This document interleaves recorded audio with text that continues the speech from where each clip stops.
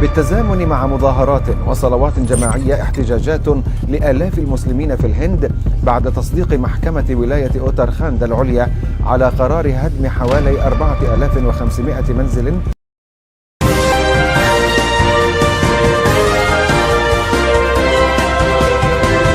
देश में आए दिन मुसलमानों को निशाना बनाया जाता है, कभी बस सिर्फ इसलिए घर बुलडोज कर दिया जाता है क्योंकि उसका जुर्म सिर्फ और सिर्फ मुसलमान होना है।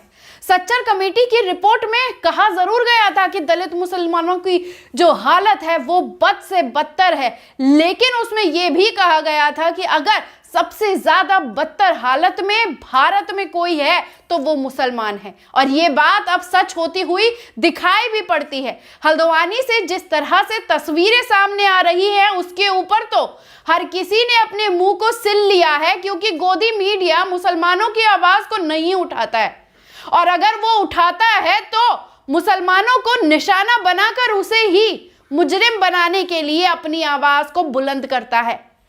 लेकिन मिडिल ईस्ट में तमाम देश मुसलमानों पे हो रहे हमले को लेकर अपनी आवाज को बुलंद करते रहते हैं।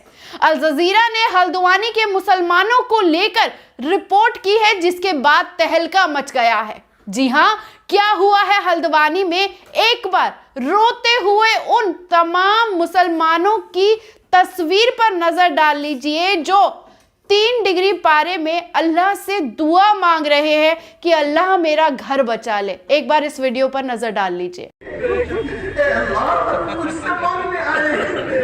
दरबार में अर्जी रखने आए, दुनिया की अदालतों में अर्जी रख सकते हैं। अल्लाह तेरा वो दरबार है जहाँ इंसाफ ही होता है, जहाँ फजल ही होता है, जहाँ आज तक किसी का जुल्म नहीं हुआ है। अल्लाह तेरे दरबार में हम अर्जी लेकर आए हैं, कमजोर है, ज़ईफ़ है, नातबा है। तूने कुरान में फरमाया है खुलिक़ल इंसानु ज़ईफ़ा, इंसान को ज़ईफ़ पैदा किया गया है। हम तो बड़े कमजोर हैं, शैतान हमसे बर्दाश्त नहीं होती, बीमारी हमसे बर्दाश्त नहीं होती। इतनी बड़ी आजमाइश हमारे सरों से हमारी घर की छत खींच ली जाए, हम कैसे बर्दाश्त कर लेंगे? ये 50,000 का मजमा कहाँ जाए? अल्लाह दुनिया सारी जानती है, अल्लाह दुनिया इसको अच्छी तरह से जानती है, लेकिन इंसानियत की ज्यादा जरूरत है या घर इंसान के लिए ज्यादा जरूरी है? अल्लाह नरमी और मोहब्बत मेरे कब्जे में है।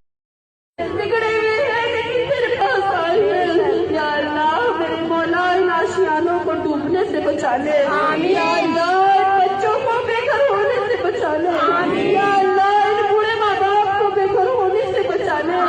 इनका ठका करके घर को बनाया मेरे मौला, अब इस घर को टूटा हुआ कैसे देखेंगे? अल्लाह इनके दुखों की या अल्लाह दवा बना दे। अल्लाह हुकूमत के दिल में माँ के आंचल के तुफे, उसकी पाकदामनी के तुफे तूने अल्लाह दिल्ली वालों के ऊपर से हालात उतार दिए थे। अल्लाह ये माएँ बहनें बैठी हुई है, ये हमारी इज्जतें हैं, ये हमारी नामूस है, ये हमारी खातिमाएं हैं। अल्लाह तेरा इनके यहाँ बड़ा मकाम है। अल्लाह इनके नाम से तूने सूरतें उतारी हैं। अल्लाह इनके एतबार से तूने कुरान की आयतें उतारी हैं। इनको बड़ा मकाम तेरे यहाँ है। अल्लाह आज इस सड़कों पर बैठे,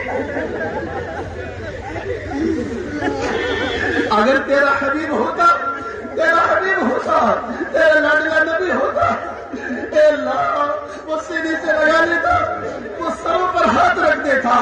आज हमारे सरों पर हाथ रखने वाला कोई नहीं रहा। अल्लाह हमें सीने से लगाने वाला कोई नहीं रहा। अल्लाह इन माँ बहनों की सरों पर आंचल रखने वाला कोई नहीं रहा। तेरा हबीब होता और यकीनन तूने कारगुजारी पहुंचा दी है। तेरे हबीब को पता है और वो अपनी आरामगाह में बेचैन है।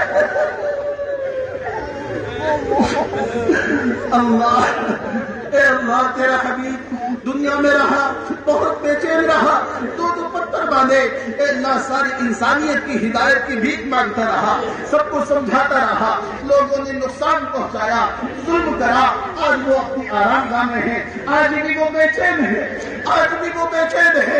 उस उम्मत के मानने वालों के अल्लाह पर से हालात साजगार कर फरमा दीजिए। अल्लाह हमारे नबी को सलाम पहुंचा दीजिए। हमारे अल्लाह वो तो रहमतुल्लिल आलमीन बनकर आया था। अल्लाह एक मर्तबा अल्लाह तेरा हबीब एक बाग में गए, अल्लाह दो ऊंट आकर के अल्लाह तेरे हबीब के कदमों में बैठ गए, आंसू बहने लगे। तेरा हबीब उनकी जुबान समझ गया। अल्लाह और उसके मालिक को बुलाकर कहा, अल्लाह और उस मालिक को समझाया, तुम इन अल्लाह और तेरे हबीब ने उस मालिक को समझाया कि तुम इन ऊँटों से ज्यादा बोझ और बर्दाश्त काम लेते हो और इनको खाना नहीं देते हो, ये तुम्हारी शिकायत कर रहा है। अल्लाह तेरे हबीब ने ऊँटों के आंसू बर्दाश्त नहीं किए। तेरे हबीब ने ऊँटों सड़कों पर उतर आए हैं हल्द्वानी के लिए, लेकिन रेलवे के पक्ष में जब हाईकोर्ट का फैसला आया है तो 7 जनवरी को अब 5000 घर बुलडोज कर दिए जाएंगे। लेकिन सत्ता को सांप सूंघ गया है, क्योंकि राजनीति की आती उस खुशबू से उनको फिर से वोट में तब्दील होता हुआ वोटर दिखाई दे रहा है, जिसमें वो हिंदुओं को एकता का ज्ञान देकर फिर मुसलमानों के घर को बुलडोज करने की कहानी को दोहराने की उस राजनीति में किस तरह से खुश होते हुए दिखाई दे रहे हैं। एक बार इस वीडियो पर भी नजर डाल लीजिए। और जो जितने पैसे तक है या अनावश्यक तौर पर यहाँ पर वो अल्लाह ना करे। अब आप इस भी वीडियो पर नजर डाल लीजिए किस तरह से हल्द्वानी के वो 50,000 मुसलमान सड़कों पर आ बैठे हैं, दुआ कर रहे हैं, प्रोटेस्ट कर रहे हैं, रो रहे हैं, बिलक रहे हैं, लेकिन सुनने वाला कोई नहीं है।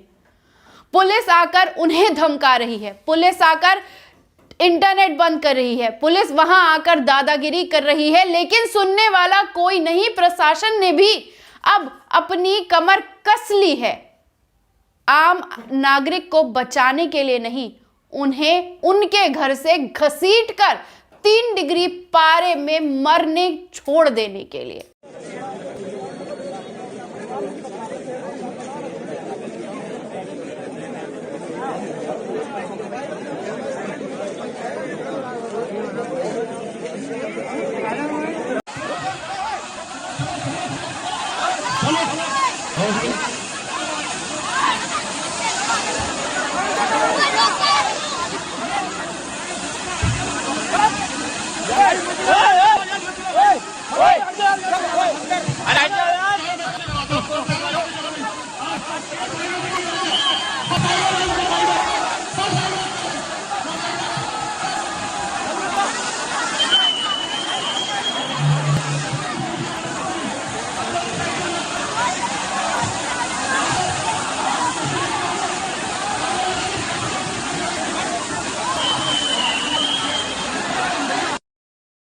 अरब के शेख अब्दुल्ला अल मादी ने ट्वीट कर सत्ता पर फिर सवाल खड़े कर दिए हैं।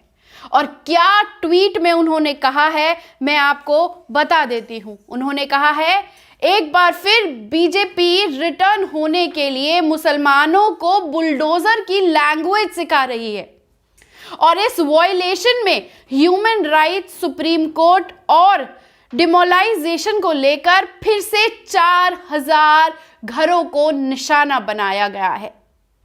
अब मुसलमान कहां जाएगा, कहां रहेगा, बेघर होने वाला है। उन्होंने इस बात पर यह भी कहा है कि क्या इंक्रोचमेंट लैंड बिलोंगिंग को लेकर जिस तरह से इंडियन रेलवे का रवैया है, क्या वो सही है, और हर बार मुसलमानों को निशाना बनाए रखना, बनाए जाना कब तक सही है। हल्द्वानी से आते हर एक वीडियो को देखकर दिल में एक टीस उठती है और वो टीस यही बार बार कहती है कि इस देश में मुसलमान होना बेहद मुश्किल है और उस मुश्किल दौर में मुसलमान सड़कों पर बैठकर इंसाफ की लड़ाई के लिए अपनी जिंदगी को दांव पर लगा के बैठा है। 7 तारीख को ये घर बुलडोज कर दिए जाएंगे और तमाम नफरती नेता ताली पीटते आएंगे कि हमने मुसलमानों को सड़कों पर ला गिराया और अब सड़कों पर आने के बाद हमारा वोट बैंक तो हमारे पास ही आएगा।